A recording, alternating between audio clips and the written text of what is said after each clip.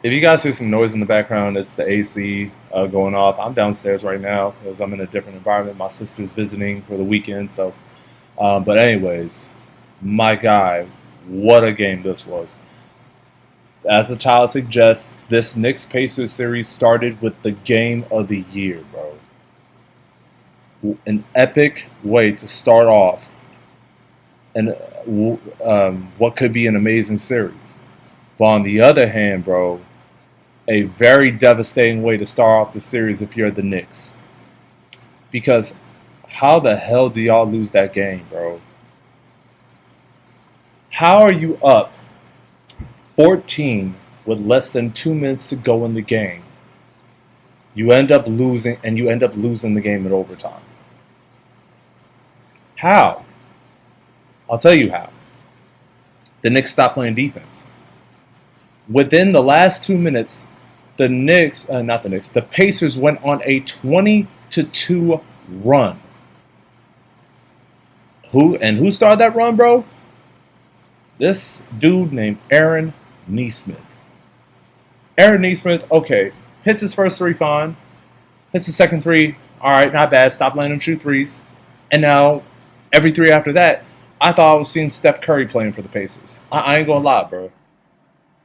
I thought it was Steph Curry playing for the Pacers. I thought it was Game 6 Klay Thompson playing for the Pacers, bro. But the house is on fire.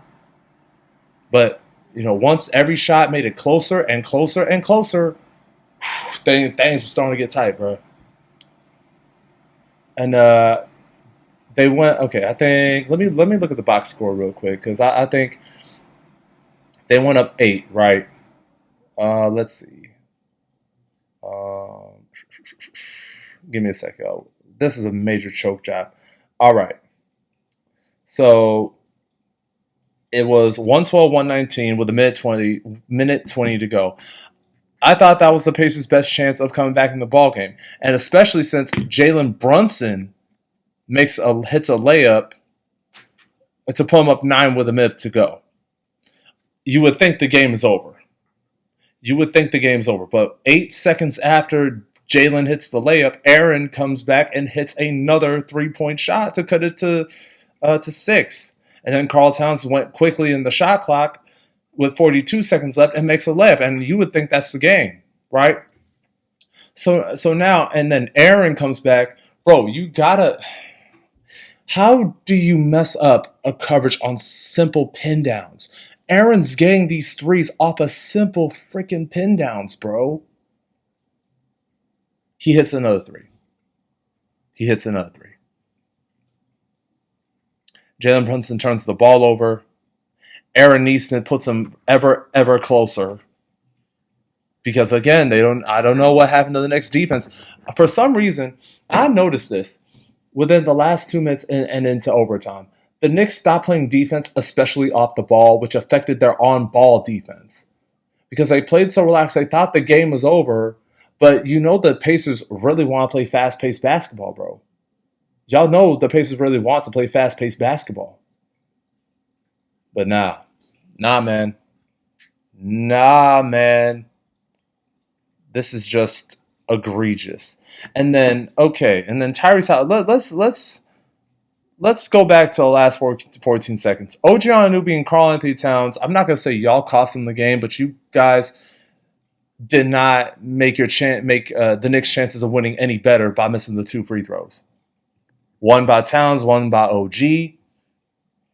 And you try playing the foul game, okay, fine, but get the ball in safely. They damn near missed a steal. The Pacers did.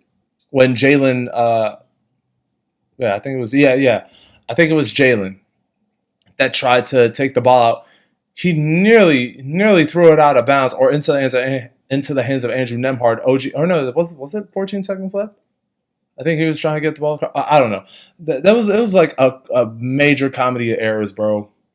And then OG Anunoby misses the first free throw, makes the second. Okay, fine. Everyone get back and start playing.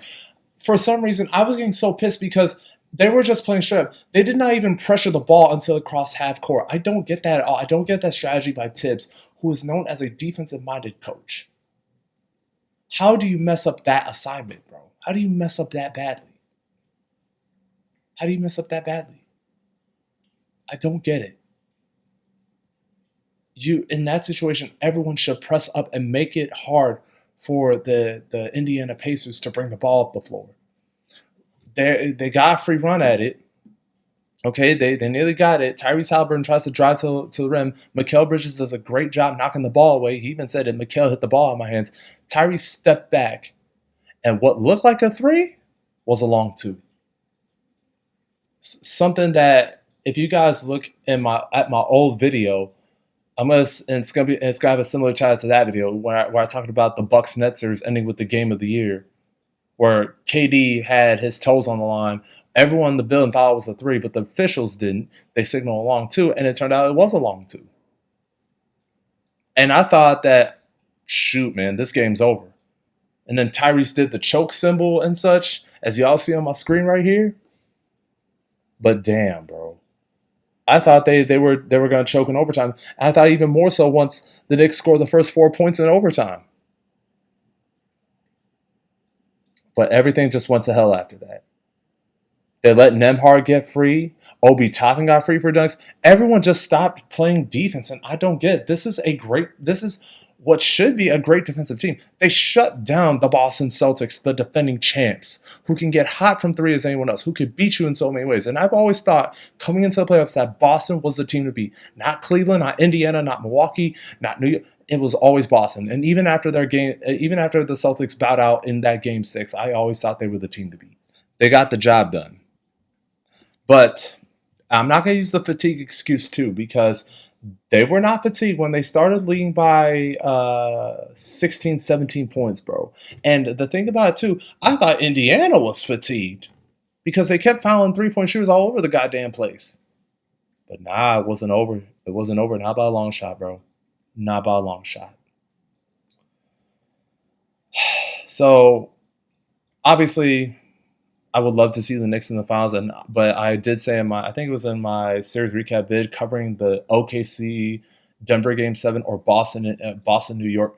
I did say that I wouldn't mind seeing the Indiana Pacers win the title because they deserve it as well as the New York does, and as well as and the others do. But if you are the Knicks, you're in trouble.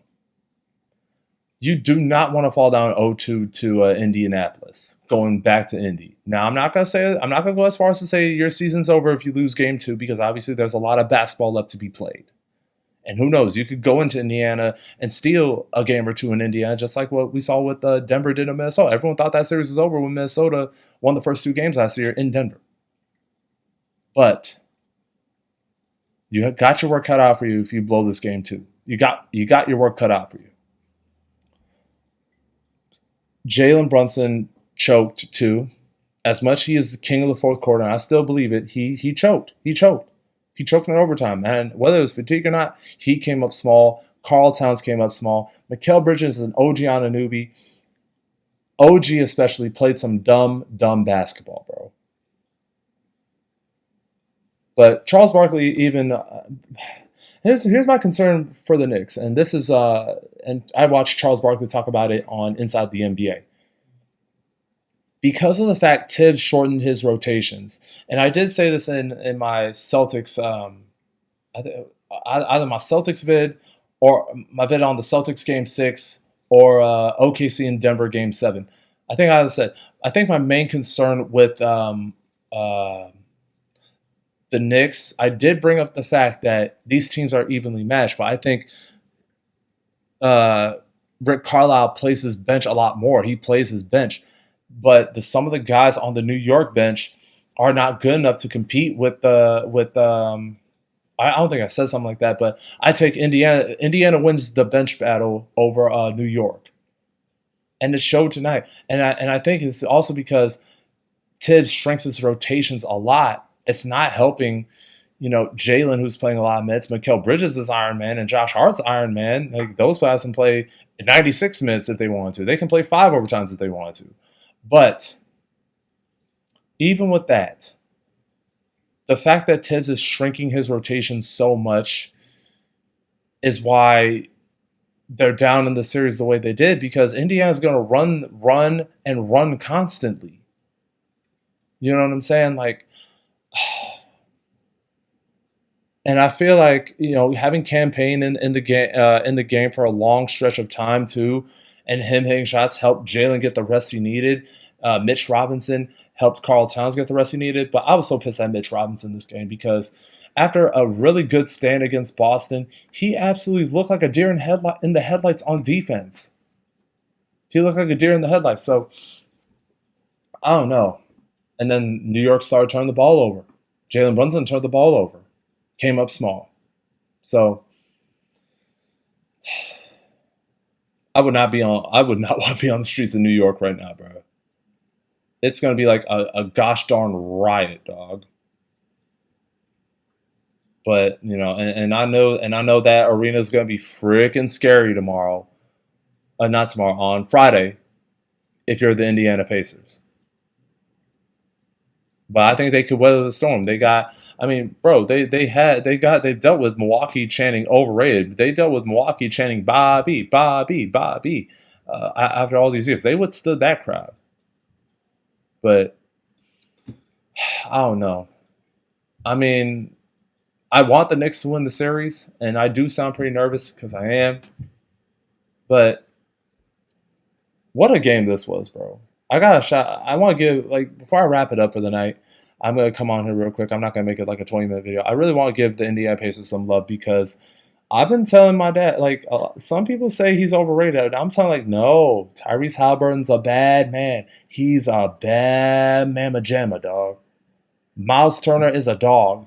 And I think, and I said in one of my previous series recap bids too, Miles Turner is more of a dog. Like, okay, Turner and Cat are equally dogs, but I think Miles is a more sound versatility wise. I think he's a lot better. Not saying Karl Towns is not versatile, but I think Miles can not only he can defend 1 through 5, he can rebound the ball, he can defend, he can hit, he can neutralize what Karl Towns is doing by threes of his own. But and then Aaron Nesmith. I started to follow Aaron Nesmith since their in-season tournament win in 2023 versus the Celtics, their NBA Cup win in 2023. Aaron Nesmith went at Derek White, did the too small. I'm just like, who's this man think this dude? Who's this man think he is? I know he was on the Celtics at one point. He was there when they made the finals in 2022. And then last year's conference finals, I mean, last year's playoff run, you had freaking Nesmith dogging Jalen, dogging Dame Lillard, dogging Jason Tatum, his old buddies Jason Tatum and Jaylen Brown, the guys he started his career with. I know he's dogging those guys, but I'm just like, this mother effer is clutch. This mother effer got hot at the right time when the Pacers needed big time baskets. You know what I'm saying? So I don't know, man. And then who else I want to get love to? Pascal Siakam made some good defensive plays against his teammate, his old teammate from all those years with Toronto, OG Anunoby. And then who else? Obi Toppin came up big this game too. I cannot discredit Obi Toppin because he made timely baskets and he helped with timely rebounds and stops when needed be. And remember that clutch dunk he had? First of all, he got fouled. There's no excuse to miss that call. I understand it's the playoffs and they let a lot of stuff go in overtime. So no. I'm running out of things to say, bro. I cannot believe what I just watched because if you're a New York fan, you're as restless as they come, bro. So looking ahead to game 2, if you don't win game 2 New York, you got your work cut out for you. I'm not going to go as far as to say the series is over. Like I said, you just have your work cut out for you. And it's going to make it harder and harder for y'all to win the series. But if you're Indiana, this is a great statement win going into the Mecca of basketball in Madison Square Garden. This was a great thing for y'all, man. A great statement win. Overall, this was a really good game.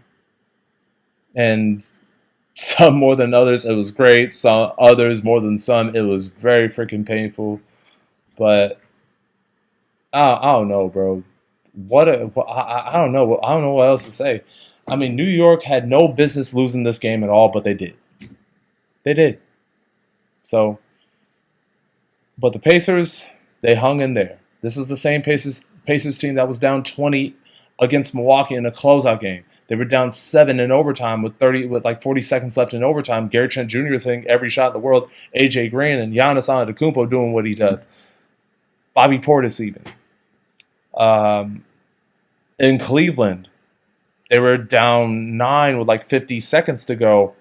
I think Pascal Siakam missed both free throws. I thought it was game over. Aaron Nesmith hits the layup, and I think an and one. And then I don't care if they missed a lane violation. Stop it, Cleveland. You're full of excuses. They had chances to win in spite of that. Max Strus throws the ball, throws a bad pass, and then Tyrese Halliburton hits a step back, and then every other thing happened. Donovan Mitchell commits an offensive foul, and yada, yada, yada. And then missed free throws and such. Oh, man. And then Tyrese Halliburton hits the game winner. He nearly did it again this time. He nearly did it again. He nearly did it again. He did it against Giannis. He did it against Ty Jerome. He was about to do it on Mikal Bridges. So this would have been the third playoff series in a row where Tyrese Halliburton hits the game winner to upset a team. But they got the upset regardless. So, shout out the Pacers. They're a good team. Tyrese is a bad man.